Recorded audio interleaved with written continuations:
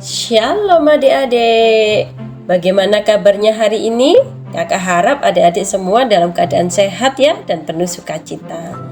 Sebelum kita mendengarkan renungan firman Tuhan, kakak ajak adik-adik untuk berdoa yuk. Tuhan Yesus, terima kasih buat hari yang Tuhan jadikan. Tuhan, kami mau mendengarkan firman-Mu. Tuhan memberkati kami untuk kami bisa mengerti dan melakukannya. Hanya di dalam nama Tuhan Yesus. Haleluya. Amin. Adik-adik, judul renungan kita hari ini adalah Obat yang Mujarab. Terdapat di Amsal pasal 15 ayat yang ke-13. Hati yang gembira membuat muka berseri-seri, tetapi kepedihan hati mematahkan semangat. Adik-adik, pernahkah adik-adik merasa sedih, kecewa atau kehilangan semangat? Misalnya saat nilai ulangan tidak sesuai harapan, saat teman tidak mau bermain dengan kita, atau saat kita sakit dan tidak bisa ikut kegiatan seru bersama keluarga. Saat perasaan sedih atau kecewa datang, rasanya dunia menjadi suram dan tidak menyenangkan, bukan? Tapi, tahukah adik-adik bahwa ada satu obat mujarab yang tidak bisa ditemukan di apotek atau toko obat manapun? Obat itu adalah hati yang gembira. Hati yang gembira adalah obat terbaik. Hati yang gembira bisa membuat kita lebih sehat dan kuat loh. Seperti yang kita baca tadi. Saat kita bahagia, wajah kita berseri-seri. Saat kita bersukacita, kita lebih bersemangat dalam belajar dan bermain. Saat kita penuh damai, kita lebih mudah tersenyum dan menolong orang lain. Sebaliknya, saat kita terus-menerus sedih, marah atau kecewa, kita jadi tidak semangat. Bahkan tubuh kita bisa mudah sakit karena stres dan kesedihan. Itulah sebabnya hati yang gembira adalah obat terbaik.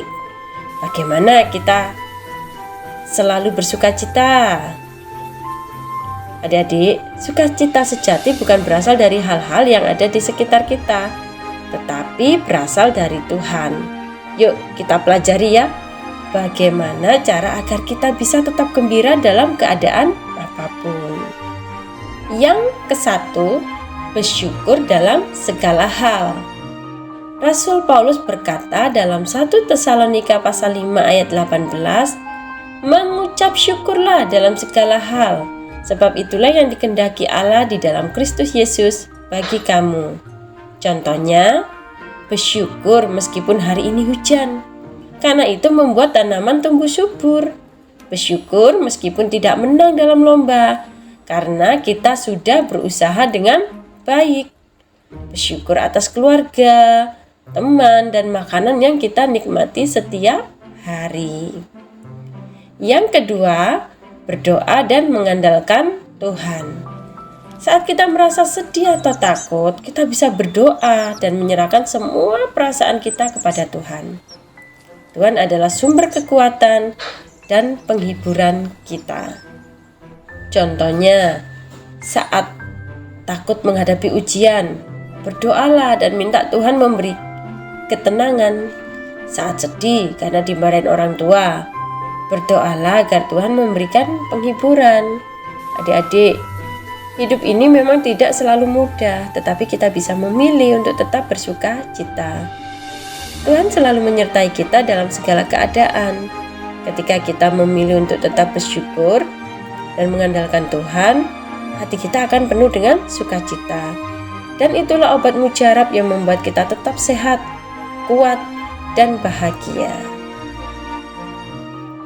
Yuk, kakak ajak untuk berdoa ya. Tuhan Yesus, terima kasih untuk hari ini.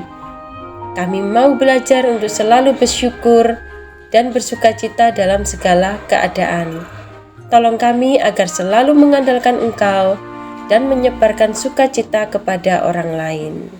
Dalam nama Tuhan Yesus, haleluya, amin. Tetap semangat adik-adik ya, terus bersukacita karena itu adalah obat yang mujarab. Tuhan Yesus memberkati, dadah.